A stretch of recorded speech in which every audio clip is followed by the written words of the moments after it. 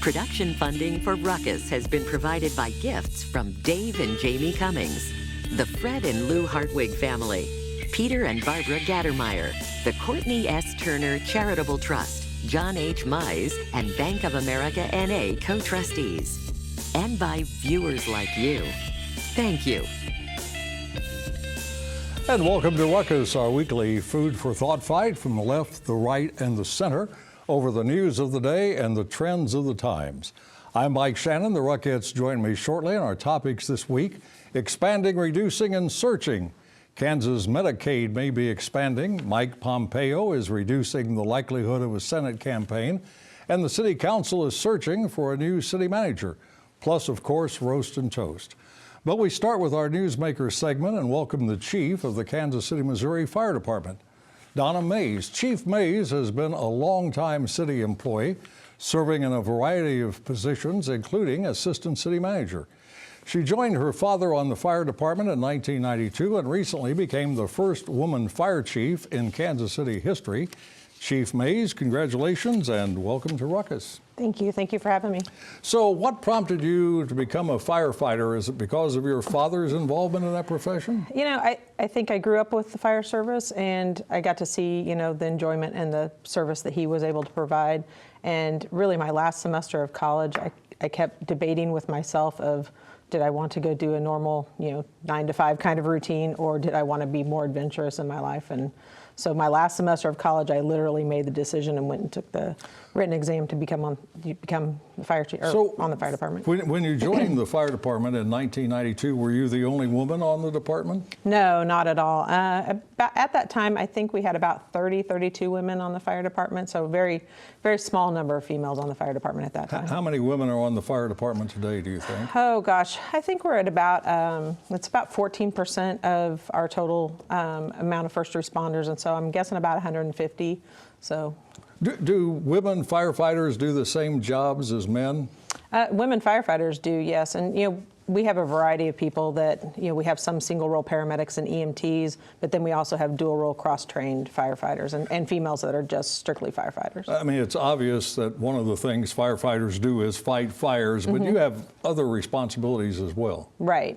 And, we are responsible for all of the advanced life support transport in the city and ALS and BLS services. And back up and right. What those are. So BLS is basic life support. So, that's, anything that doesn't require, an IV or those sorts of certain medications. But then advanced life support are really, our transports to for traumas and more critical illnesses and heart attacks and those sorts of things. So. You rescue cats from trees? Well, we try to avoid doing that when we can, but yes, I mean, we do all kinds of, a variety of calls for service. Well, we hear a lot about the violent crime rate in Kansas City, the high homicide rate, and we know that affects law enforcement, police department. Does that also affect the fire department in some way? It certainly does. It does in a variety of ways. Of course, we're responding in with KCPD on those, homicides, and where we're able to, if it's somebody that's just been shot or injured in that way, of course, we're doing the advanced life support care and getting them to the hospital as quickly as we can. But really the impact on our responders in the sense of having to see those traumas over and over and over again, just like for KCPD responders, it has an impact on everybody. So. As the chief, do you still go to the scene of fires? I do on occasion. We have a really good staff, and I've got shift deputies that go to the larger events. But if it's a third alarm or larger fire or some other type of significant event, it could be a large hazmat spill or a certain type of rescue operation, that I would go to those scenes. Do you kind of walk a tightrope as chief of the fire department? On the one hand, you're part of the city administration. On the other hand, you've been a firefighter and represent firefighters. Do you have to walk a tightrope? For me, I think the best part about me as a fire chief and me as a public servant is the fact that I've had that time in, as assistant city manager, as you stated earlier, where I've been able to build relationships and be able to bridge that gap between, city and the fire department. Fire department is a city department, but it's such a unique service that we provide that it's oftentimes kind of separated from the rest of City Hall. Got a final question for you. Do TV shows and and movies depict the lives of firefighters accurately? I think there's a lot of truth in some of the things you see in those shows. I mean, it's always hard, for cameras and film to be able to really show what a true fire scene looks like. I mean, they obviously have to have that visibility when they're inside of a structure. Oftentimes in fires, you can't see further than your hand in front of your face. But I think some of the depictions around station life and those sorts of things, there's some truth in that. Real camaraderie that develops. Definitely. All right, Chief, it's good to meet you. Thank you very much for coming in. Come back and see us. All right. Well, I appreciate you having me. Thank you. Sure enough. That is Kansas City, Missouri Fire Chief Donna Mays. Now let's meet the panel and start a ruckus.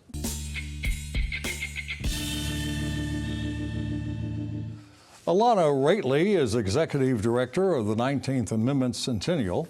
Terry Riley is a former councilman and now heads Transformation Consultants.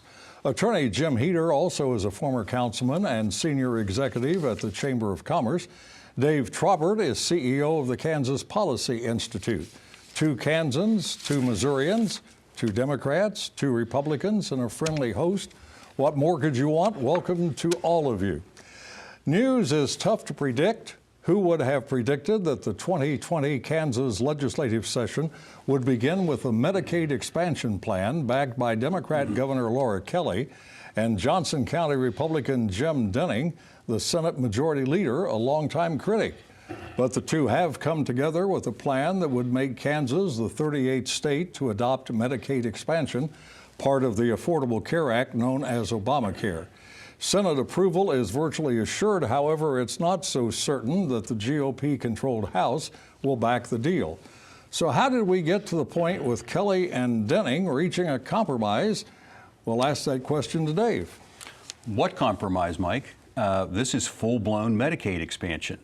And that's not what voters want. We just conducted a public opinion poll recently that showed 56% of voters don't want Medicaid expansion. When you ask them, how do you want to pay for it, it changes the dynamics. 56% say don't do it, find other ways to make health care more affordable. 22%, the next highest, said if you're going to do it, reduce spending. And of course, that's not what they're doing.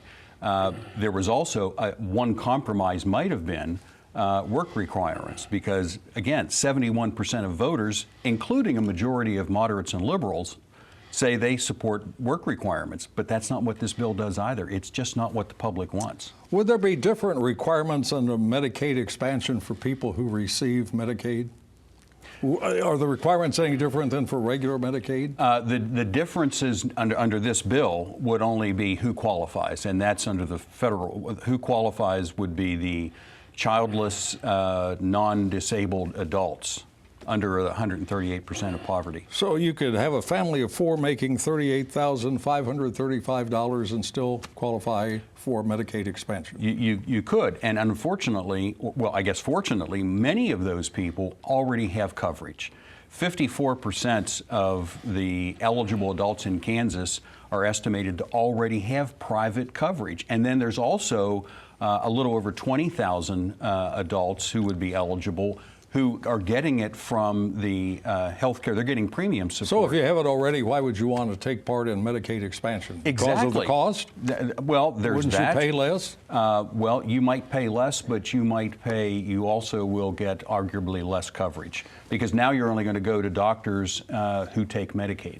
Well, there may be Medicaid expansion in Kansas, Jim. Do you think there's any likelihood in Missouri? I think it's very unlikely. I think it's at least in the near term. If it happens, which it very well could through the initiative process, I think if Missourians put it on the ballot, it will pass. It will pass overwhelmingly. I think it's unlikely to come through this particular Missouri legislature and this particular governor. You know, it's interesting when you asked at the top of this question, who would have predicted? I had to think back a little over a year ago on this Ruckus program, right after Laura Kelly had been elected governor of Kansas. You asked if there was any chance that because of her involvement with the Kansas State Senate and the Republican support she had when she ran for governor, that there would be cooperation between Democrats and Republicans in Topeka. And I predicted there would be on this specific issue, and partly because the Kansas legislature had previously voted in favor of Medicaid expansion, and Governor Brownback had vetoed it. But a tip of the hat to Governor Kelly and to Senator Denning and others involved for getting to this compromise. And to you for being clairvoyant. Are you clairvoyant also? Can you make predictions about what's going to happen with Medicaid expansion in Kansas? Well, I talked to a member of the legislature today to find out where they were. I think you're dead on. The Senate will pass it, but the House is the big question. Well, there have been 22 co-sponsors of the bill, and there are only 40 people in the Kansas Senate, I believe. Yeah, and I believe it's good for Kansas, and I think it's particularly good for some of the rural hospitals that are struggling financially. For those in those, some of those in those. But aren't hospitals picking up the Kansas side of it through a surcharge? That depends on what type of hospital. What type of hospital? Yeah, that's part of the scale. It's only a Band-Aid, right? These places are inevitably going to go under anyway, and this just prolongs it. This isn't fair to people with the misinformation going out. We talked about how people are not, they're already being covered under other plans. They have subsidies already if they're at that level. All this does is flood Medicaid in the program so that people who are able-bodied are getting in this program. And this was initially put together for disabled people. And now those disabled people are going to be pushed to the back of the line for somebody who can get insurance elsewhere. And Mike, this isn't going to help rural hospitals. Even Laura Kelly admits that this isn't going to really do anything for rural hospitals. An independent study shows that they might get a few $1,000s. I mean, these are hospitals that are losing millions or tens of thousands, hundreds of thousands of dollars. It won't help them. Let me rephrase that. I was speaking of health clinics, health centers like you have Swope Parkway Health Centers. I'm talking about centers like that will benefit. I was wrong on the hospital front, but all right, I want to ask those types will final benefit question from this. for this section. Alana, what else of major importance will the Kansas legislature be examining this session? I don't know how much else they will be because they did the school tax and things last year.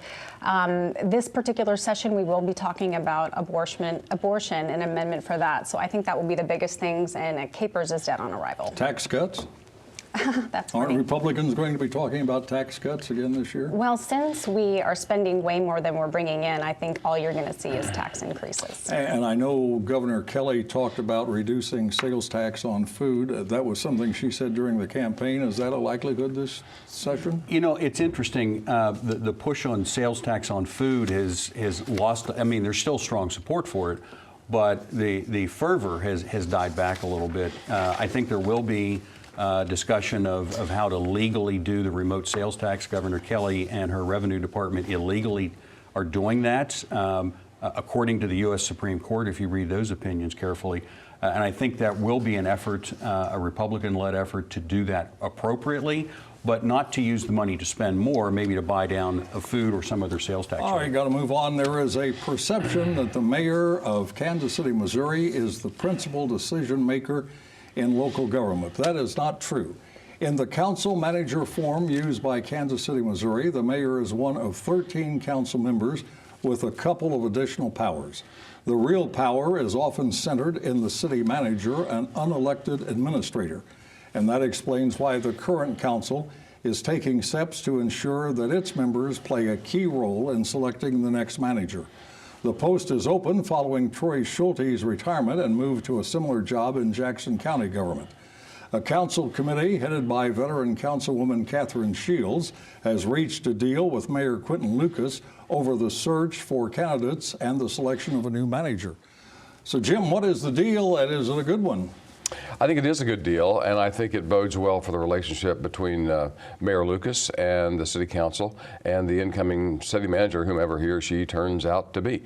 In Kansas City, Missouri, city manager form of government is a tri-legged stool. You have to have a good mayor, a good council, a good city manager, and everyone has to work together cooperatively. But would you agree that a lot of the power is centered in the city manager, not the mayor? A lot of the administrative power, but a lot of leadership power comes from the bully pulpit of the mayor's office, and the council with 7 votes can always override or move something forward. The manager works for 13 people, not one. That's correct. It's one of the most important qualities and qualifications of any city manager is to be able to count to 7. And he has to consistently do that if he wants to have longevity in that position. Terry, you too were on the city council. Do you think this plan is a legitimate one that the council and mayor have carved out and will proceed and find us a good city manager? Absolutely. Former Mayor Kay Barnes and I, early on, there was a lot of talk that the mayor would make the decision by herself. Got together with Kay, and we used the entire council to interview the candidates, and we came up with a good manager. And so I believe this process is the right process, and the one thing that you always have to get to is 7. So I think it's a way to bring the council together, come up with a good person that could deal with the issues that the council is facing. But Alana, the mayor is the face of city government in Kansas City, Missouri. Should he or she have more control over who is the city manager? You know, I think it needs to be fair and it needs to be a joint effort. I don't necessarily think the mayor needs more control. Jim, there's speculation and only speculation that the city council, at least some of the council and the mayor, are looking for a minority female to be city manager because that would be a milestone event. First time a woman city manager. We interviewed the first woman fire chief today on Ruckus. Do you think that's part of the plan? I wouldn't use the word plan, Mike. I think there are certain members of the council, and maybe even the mayor, who believe that would be a desirable outcome. Having said that, I'm absolutely confident that the mayor and the council are looking for the best person to do the job, which is the way it should be. Dave, what attributes should the council and mayor be looking for in a prospective city manager? I think this has to come down to qualifications. The most qualified person with a successful track record of providing good quality services at the most efficient price possible, so you can get the service you need, but not by raising taxes. You have to strike the right balance. You need service. All other things being equal, it's fine to look at different kind of, is it gender or race-based or whatever, but the first qualification must be capability to do the job. What attributes should they look for in a city manager? Well, someone that... someone like Terry Riley. Yeah, someone like me. But the city's facing some extreme challenges as it relates to the budget. So we need someone with the background in public finance, because some of the deals that we've gotten into, we need to refinance some of these loans, some of these TIF projects, but someone that is a consensus builder as well. They can have all the qualifications, but if you can't bring your 13 bosses together to come up with a consensus, I believe that it's just it'll be a waste of time. But the mayor, according to the charter, can select 3 people and offer it to the council. But the mayor said, look, I don't want to do that. I want to bring the council together. And so I tip my hat to the mayor and his chief of staff. And Jim, finally, the new city manager should probably have some academic training, a master's of public administration, maybe? I think you'll probably virtually every candidate who will be considered seriously for this will have that kind of an academic background. That's why people get masters in public administration, so they can be considered to make a lot of money as city manager someday. Former Kansas Congressman and now Secretary of State Mike Pompeo never said publicly that he would run for the U.S. Senate. In fact, he often said he would not. He told reporters he planned to stay as Secretary of State as long as President Trump wanted him there. Yet it was big news recently when Pompeo told Senate GOP leader Mitch McConnell what he has said publicly for months: he's not running. News reports about Pompeo's statement included this caveat: he might just be saying he's not running and has until June to actually file for the campaign. So why is there so much interest in Pompeo and whether he is or is not running for the Republican nomination in Kansas to the U.S. Senate in 2020? We'll start with Alana, then we'll hear from Terry. So the reason there is so much interest in Pompeo is because he's arguably the #2 most powerful man in the world. You look at someone like that who's on the news all the time, he's got name recognition, and he's doing a wonderful job. And personally, I'd like to see him run for president in 2024. But so people see that and they think he could beat anyone, and I agree. So I think that's why people are interested in him, and I think that's why there's been so much activity since he's decided and declared he's not running to Mitch McConnell. Terry, is that the right answer? No, I'm not impressed with him. No, but is her answer the right answer? We're That's still friends. the right answer for her. Oh, okay. But I mean, quite frankly, I'm not impressed with Pompeo. I think he should stay there and just. I don't think Kansas. He's just gotten on the extreme, to me, on the extreme side of the right. He's not willing to. Pompeo's not. You're not a fan. I'm not a sensing fan, that he... and I believe he just needs to retire after he gets out as Secretary of State. Dave, there's a lot of confidence that if Pompeo ran, he could win, is there not? Right. Is there that confidence in any other Republican who's in the race now? I think it's fair to say that part of the reason there's so much confidence in Pompeo is there's less confidence in some of the other candidates. It's critical that we get someone to win this. I mean, this seat could come down to flipping control of the U.S. Senate.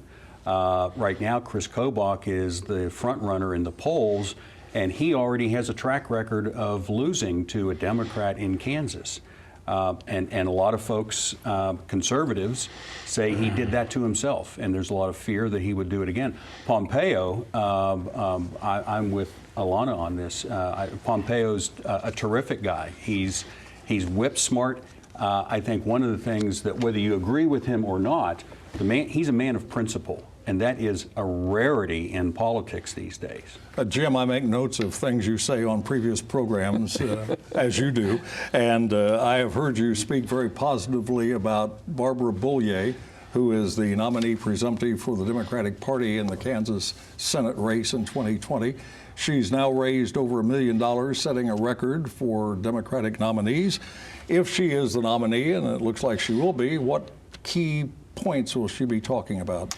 I think a couple of things, and you're right, I have spoken very positively about Dr. Barbara Bollier before. In fact, I think once you asked me on this program, Mike, if I'd ever supported or voted for a Republican, and I said yes and gave her as an example. She was a Republican. She was a Republican at the time, right. And I have known her for many years, including our membership in the same church, and she would be what you would call, in the past, a progressive Republican. She was a terrific member of the State House and the State Senate. She switched parties for reasons I think that are well known. I think she will be a very formidable candidate. I think she will stick to issues like health care. I think she will stick to issues that appeal to Kansans statewide. I think she will run very strongly, particularly in Johnson County, where there are a lot of votes to be cast, in part because she is a moderate Republican in the eyes of many, but also a very progressive She Democrat. lives in Johnson County, She in does a very indeed. nice part of Johnson County. Yes, indeed. I think it's Mission Hills, actually. If she tries to run on her record, though, our Freedom Index had her at 37% lifetime in the legislature. What's the Freedom Index? The Freedom Index measures legislators' votes.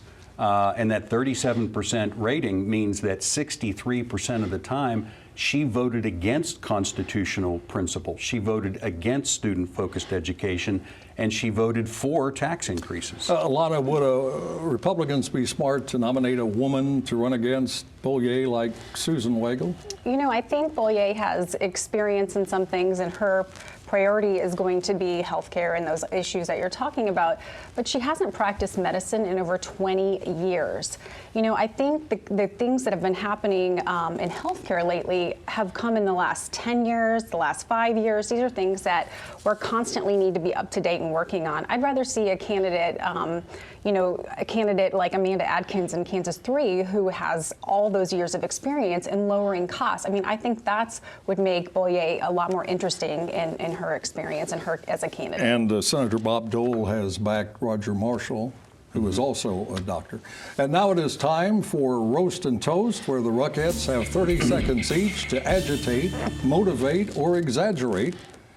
Don't take that personally. We begin with Jim. I wasn't talking about you.